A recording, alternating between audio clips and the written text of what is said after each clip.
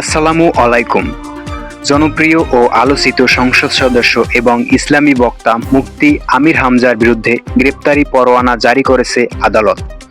একটি নির্দিষ্ট মামলায় দীর্ঘদিন আদালতে হাজিরা না দেওয়ায় তার বিরুদ্ধে এই কঠোর ব্যবস্থা নেওয়া হয়েছে। ঠিক কী কারণে এবং কোন মামলার প্রেক্ষিতে এই পরোয়ানা জারি করা হলো তা নিয়ে আজকের প্রতিবেদনে বিস্তারিত। আজ 21শে এপ্রিল 2026। আদালত থেকে প্রাপ্ত তথ্য অনুযায়ী মুফতি আমির হামজার বিরুদ্ধে একটি ফৌজদারি মামলার গ্রেপ্তারি পরোয়ানা ইস্যু করা হয়েছে।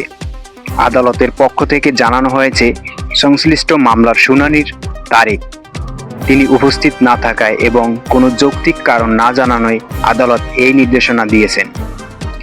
এর আগেও বিভিন্ন সময় উস্কানিমূলক বক্তব্য এবং অসংলগ্ন তথ্য ছড়ানোর অভিযোগে মুফতি আমির হামজা একাধিকবার আইনি জটিলতায় পড়েছেন।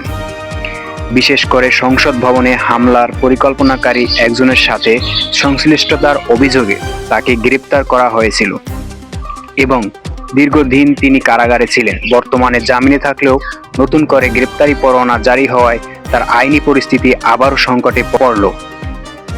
আইনশৃঙ্খলা বাহিনীর পক্ষ থেকে জানানো হয়েছে, আদালতের নির্দেশনা অনুযায়ী পরবর্তী পদক্ষেপ নেওয়া হবে। মুফতি আমির হামজার ভক্ত ও অনুসারীদের মধ্যে এই খবরে মিশ্র প্রতিক্রিয়া দেখা দিয়েছে। এই বিষয়ে আরও নতুন কোনো আপডেট পাওয়া মাত্রই আমরা আপনাদের জানিয়ে দেব। সবশেষে দেশ বিদেশের গুরুত্বপূর্ণ খবর ও নিয়মিত আপডেট পেতে আমাদের সাথেই থাকুন। ধন্যবাদ।